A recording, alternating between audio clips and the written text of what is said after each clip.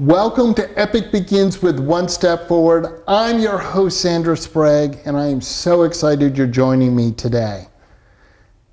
It's time for our thought of the day. The one thing focus strategy.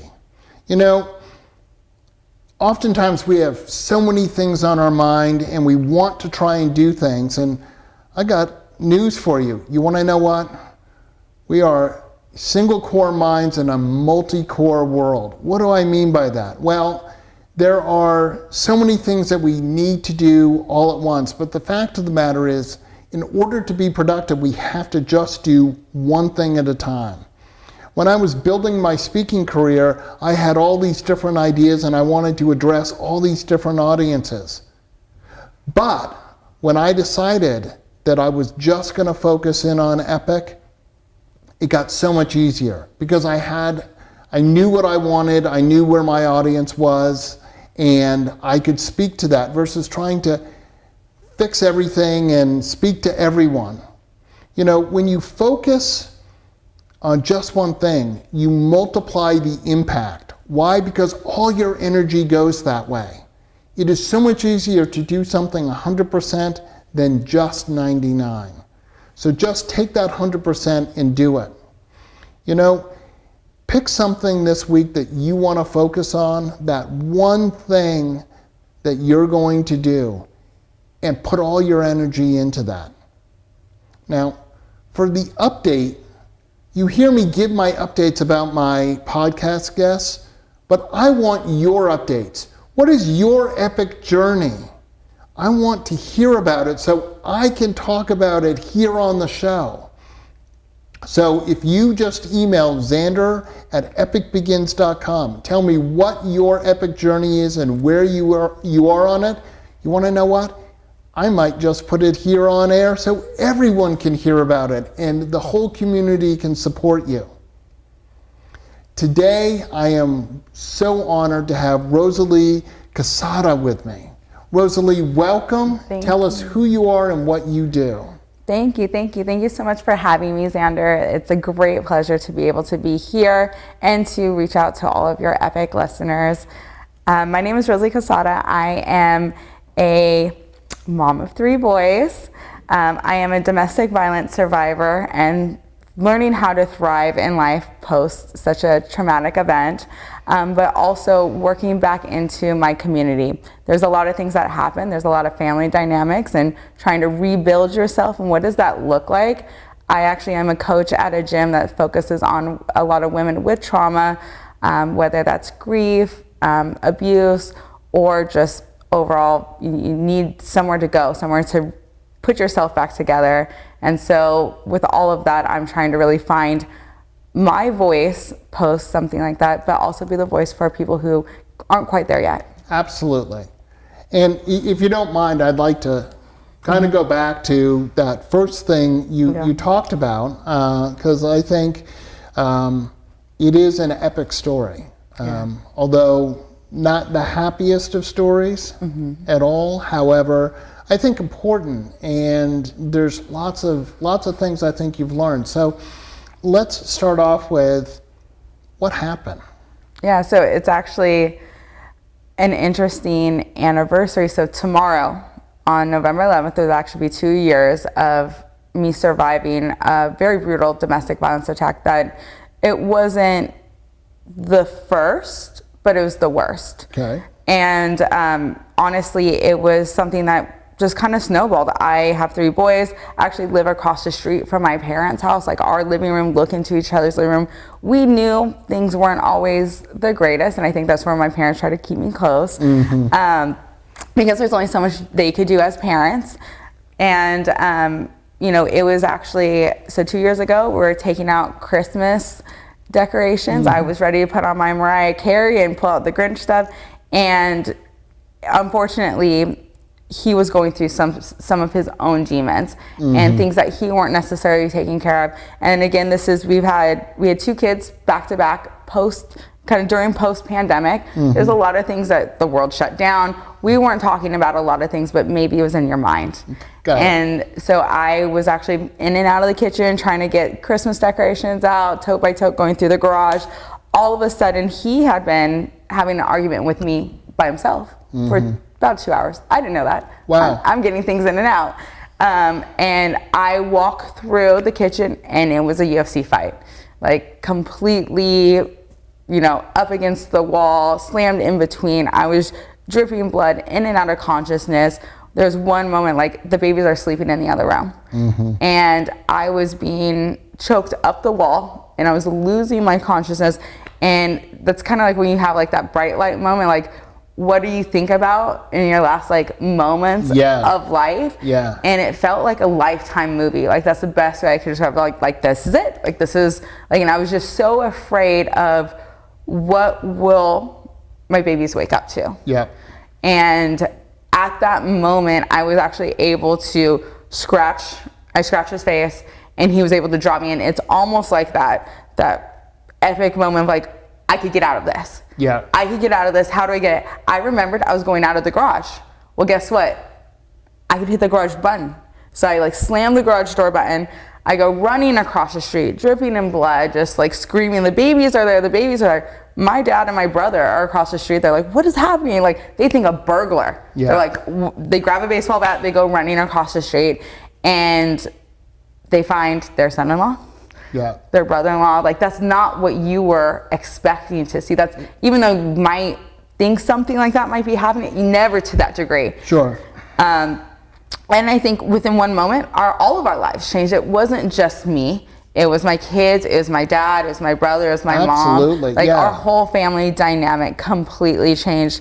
And what did we do after that? And I think that's been the hardest part is there's a lot of stigmatism. It's what family doesn't want to talk about. It's what they don't want to be faced with. Yet I'm still in the middle trying to put myself back together. Definitely. So that's where a lot of what I'm focusing on today of trying to be the voice for others. There was a lot of moments after. I had to leave immediately after. He actually was released from jail before I was released from the emergency room. Oh, wow. So then the EMTs came and they were trying to take care of me. Actually, one of the EMTs started crying while I was in the ambulance because of how brutal some of my injuries were. And he said that it was very animalistic. I didn't know because at that point I'm adrenaline. I didn't know what happened. Like, I'm just like, I'm out, like, and then what happened after is like, okay, you start to see the bruises, the scratches, the bloody eyes. I was hiding a lot of that from my kids because we had to leave immediately and stay with a family member.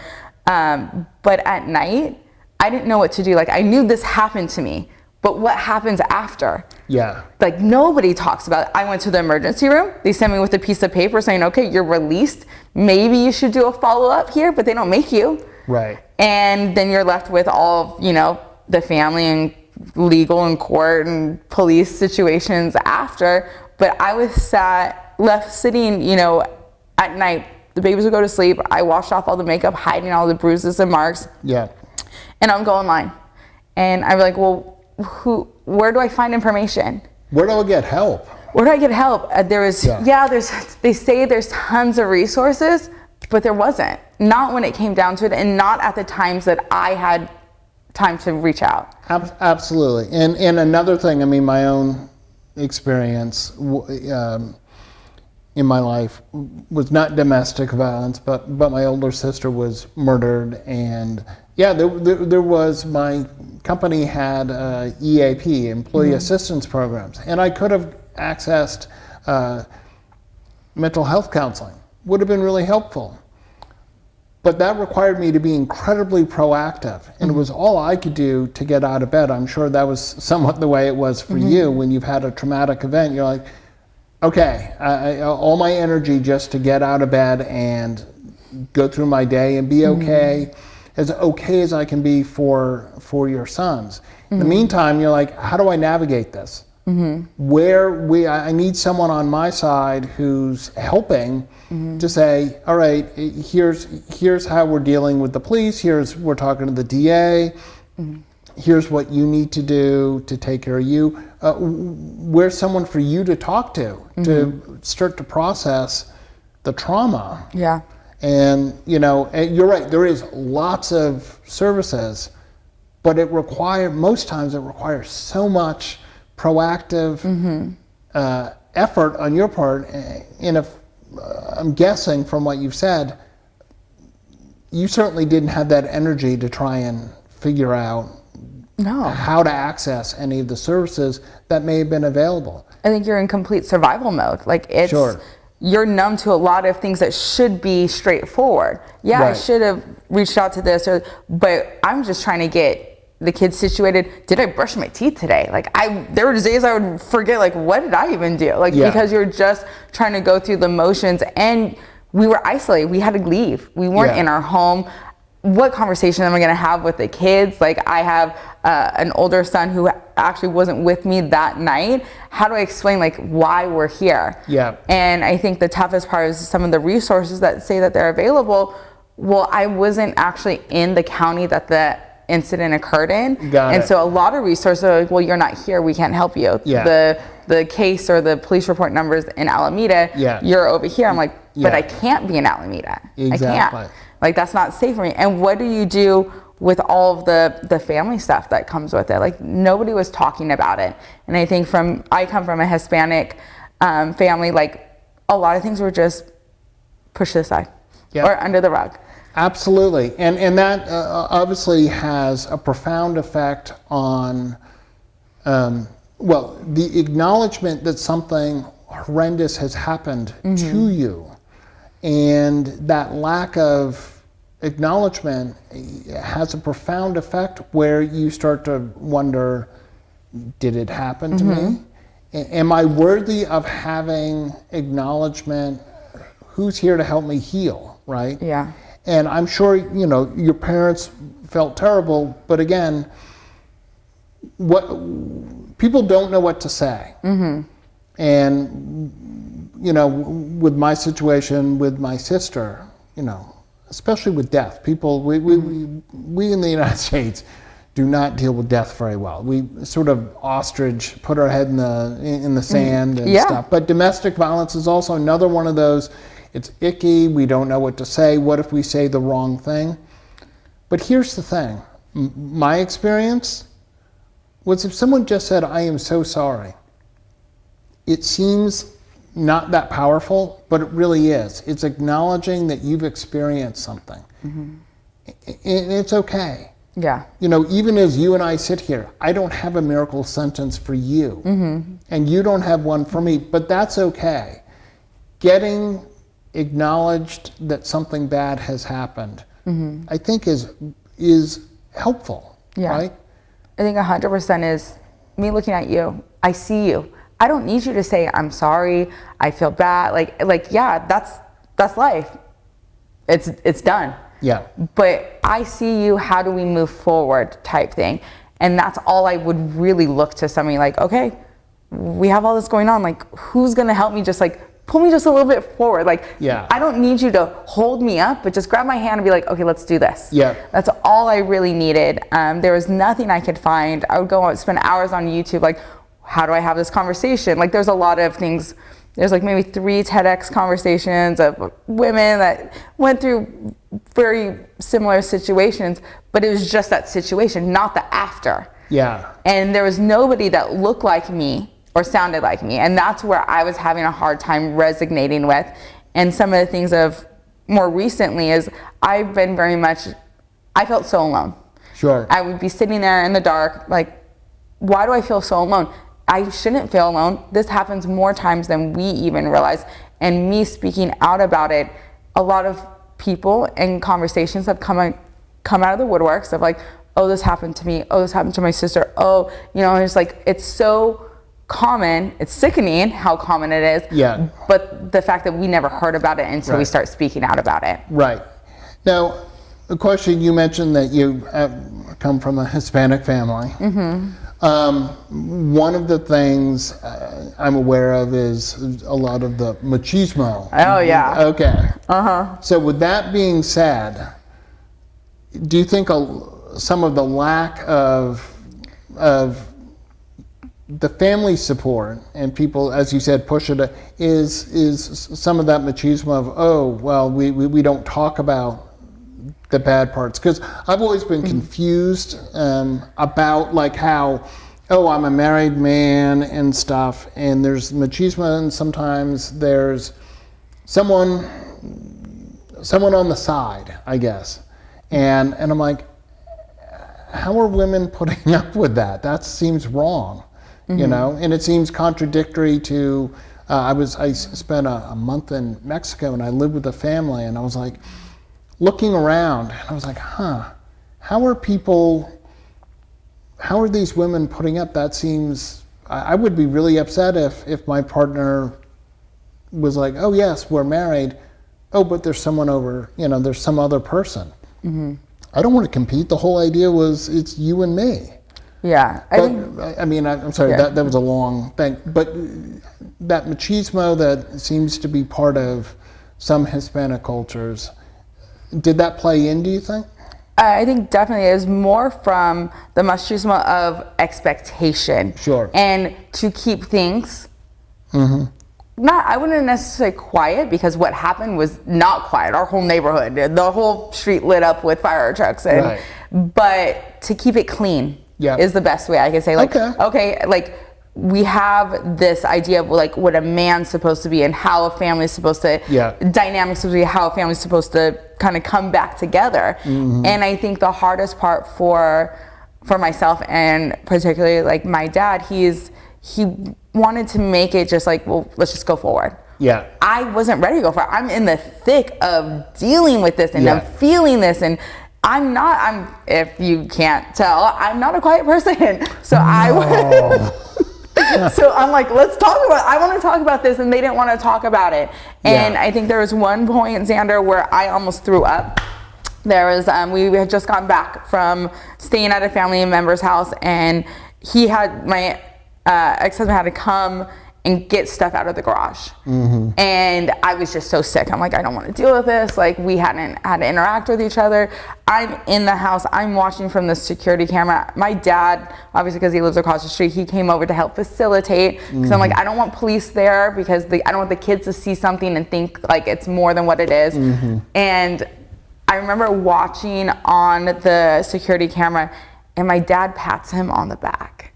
And I'm like my whole stomach turned, because I'm like, how can you touch the person that almost killed your daughter?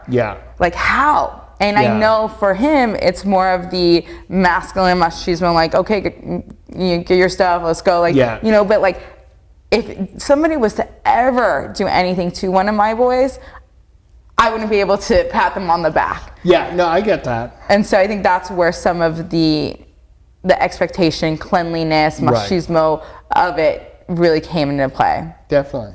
And again, you know, people they don't know what to say, right? And that's fair.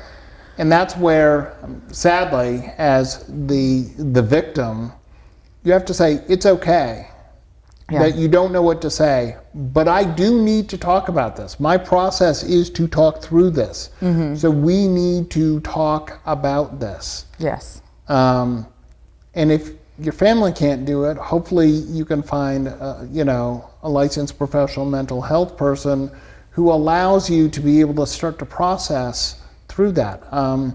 My experience in working with other sibling survivors is, as I said, that unacknowledged grief has a profound effect on people's lives, how they're healing. I've got to imagine that a traumatic event like nearly being killed, there's a lot of baggage there. There's a lot to sort of figure out how do I have this as part of my life? I talk in my book about sibling loss that we have cubbies in our life, and there's some that are really easy to pull out. So I like to say, the day you got your license, really easy. Ooh, I got my license, I remember. But then there are these big things, and especially traumatic event, I describe it as being a life raft. That you pull it out, and and it's inflated, and then you're like, it's taken over everything. Now how do I get it back into the cubby? That's a great analogy. I think that's what I struggle with. I think a lot right now is like, this is such a big thing, and it's fairly recent. You know, we're coming up on 2 years tomorrow. Yeah. But how does something not completely define you or take over? Absolutely. And again, I'll give you another quippy thing, which is you define what happened. It doesn't define you. Mm-hmm. And there's a big difference to say, I say, my sister was murdered. That isn't all of who I am. I'm so much more. Mm-hmm. You as a domestic violence advocate, mm-hmm. Someone who's putting words out there and talking mm-hmm. to women and trying to raise awareness. But you're not just mm-hmm. a domestic violence victim. Mm-hmm. You're also an advocate. You're a mom. Mm-hmm. You're a daughter. Your sister. Exactly. And I think we tend to forget. We go, oh my gosh, that's all I am. But we're not. Mm-hmm. We're all very multifaceted people. So what is some of the epic things that you've been able to do in the last 2 years that you're proud of? I think really getting back to my true self. Mm-hmm. I think and when you say like, you don't let it define you. One thing that I've been working on, and something is like, her name is Rosalie. Like when people say like, oh, she's a domestic violence survivor, she's a mom, she's a daughter. Mm-hmm. No, her name is Rosalie. Mm-hmm. I am me. And how do I get back to me? Because that was lost for a long time before that. And even, joking around with like dancing in the kitchen. Like how good does it feel just to dance in the kitchen, know that that's okay? Yeah. So over the past 2 years, it's really been building myself physically, because I wasn't strong enough to even brush my teeth some days. Mm-hmm. And, things like that snowball where you're not taking care of yourself. How are you supposed to take care of anybody else? Absolutely. And you have to come first. And I think that's one of the most important things, that if anybody is going through anything, somebody sit you down and be like, you got to take care of yourself, because you can't get past, how are you going to show up for an appointment? Or make that phone call, or even just get out that front door if you haven't taken care of yourself in that moment. Right. And so I've been working really hard to do that. So that's the physical part of it. Mentally, just speaking out, finding what does work. I know for the resources that we talk about, like a lot of it is like, oh, we have a group session that you need to come to XYZ office. Be like, no, I can't leave my house. Like, how am I going to go meet with a bunch of strangers and talk about this when I'm not functional. I'm not a functioning human. So finding either online, or there's some things on the phone where like you check in, you need somebody to just check in. Okay, I'm here today. This is what we're doing. And then move on. I don't need to spiral or spend, hours about how I feel, this, that. Like sometimes it's just like, let's go. You got to just go. And figuring that out. I've also worked really hard at just building a community. I joined a gym about 8-9 months ago, and honestly it was just to get out of the house. It was just I have somewhere to be. Really important to get out of the house. Just leave the environment I'm stewing in, because I gotta imagine that you're like, I'm here by myself, my kids are off at school and stuff, so you got nothing but time, and you're just. And the worst is I had to remain in the house. That almost killed me. Yeah. So I didn't have the financial resources to just pick up and move. As much as I wanted to just burn it down, I actually couldn't go into that kitchen for many, many months. The boys actually came home from the fair one day with 2 little chickens. And I didn't know what to do with these 2 little chickens, and they weren't fully feathered, so they actually were my chicken kitchens. And so because of these little chickens, I actually got over that physical barrier of walking into the kitchen. Definitely. Now they're outside, and I have way more than I should, Zander. Let's not even talk about it. Exactly. But I think it's really the and I'm sure your parents are delighted to hear those chickens. Oh, I mean, we get free eggs. There's always a win.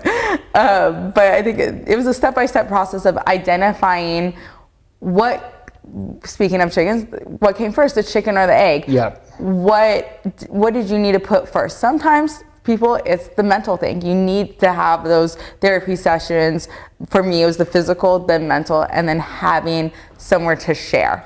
So I think for me, now I'm in step 3 of I feel physically healthy, mentally healthy, and now I want to share my voice so that nobody feels alone, and I could be strong enough to absorb all of the people reaching out like, hey, this happened to me, or I know somebody, because if I wasn't physically and mentally prepared for that takes a lot. You only have so much in your cup. And kind of what you're talking about, like you need to take care of you first, is in psychology it's called Maslow's hierarchy, and there's basic things like you have food, shelter, safety. You can't take care of your sons if you yourself don't feel okay. Certainly as parents, no, we don't always feel 100%, and we're still putting out for it. But in the larger sense of you can't devote energy to take care of them if that energy has to be towards taking care of yourself. And I talk often about we have 2 boats in our life. We have the rowboat on the river reality, and it's a lot of work. It's wet, and to make it move, you have to work hard. Then we have a yacht on the river denial. It's comfortable. And with something like domestic violence, easy to be on the yacht. Oh, I'm okay, I'm fine, but you're not actually doing the work that you need to do. And when you don't, you're not getting better. And you're not helping yourself, and you're also not modeling for your kids that bad things can happen to good people. But we will figure our way through this. And I like to say you're working your way through this. You're not getting over it. You're never going to get over what happened to you, nor should you. But you can work your way through, and some days better than others. Yeah. Tomorrow may be a really challenging day. Doesn't have to be, but it might be. Yeah. And you just acknowledge, yep, it was a challenging day.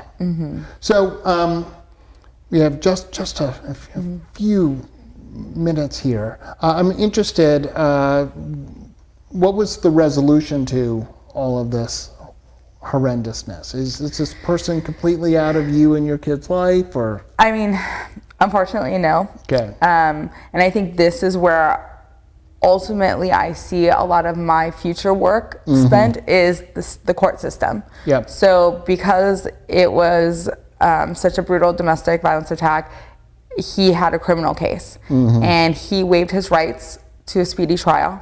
So that was being prolonged, but we had to go to family court because we have the boys. And because you're innocent until proven guilty, they didn't get to look at what was on top. Like there was this thing that happened that caused us to have to go to family court. Have our marriage dissolved. So they couldn't read that. And so I was forced, but I mean, like we have to co-parent, we have kids, to have the kids start doing visitation that week. And that was really tough. And we've continued. We're 2 years into a divorce process, but I think it was really hard that from the criminal case, they gave him a plea deal. They didn't ask me. Like they said, these are our 3 options. Here's the 3. He's a good citizen. This is his first offense. This is his first offense trying to kill me. That he got caught. But that's not necessarily like, how could I dare say it wasn't the first time that there was some violence in your relationship. No, it was like I said, it wasn't the first, it was the worst. Yeah. And I think it's having all these outside perspectives telling you what you need to do or how you need to feel.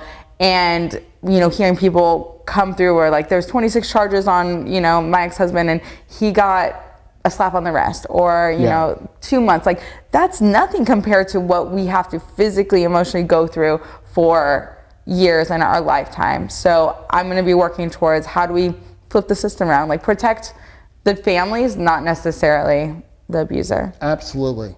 Well, Rosalie, I want to thank you so much. Clearly, there is so much more to talk about. But I really appreciate you coming in, being so brave to tell your epic story. Thank you. If people want to get a hold of you, how can they find you? Yes, definitely. So online, I have my Instagram account, RosalieMI3, and I have a YouTube channel that's going to be launching fairly soon here with mini series of just like, what do you do next? And her name is Rosalie on YouTube. Awesome. Well, thank you so much for coming in. Thank you. I want to remind everyone that if you're ready to begin your epic journey, go to epicbegins.com. And as always, remember, epic choices lead to the epic life that you want.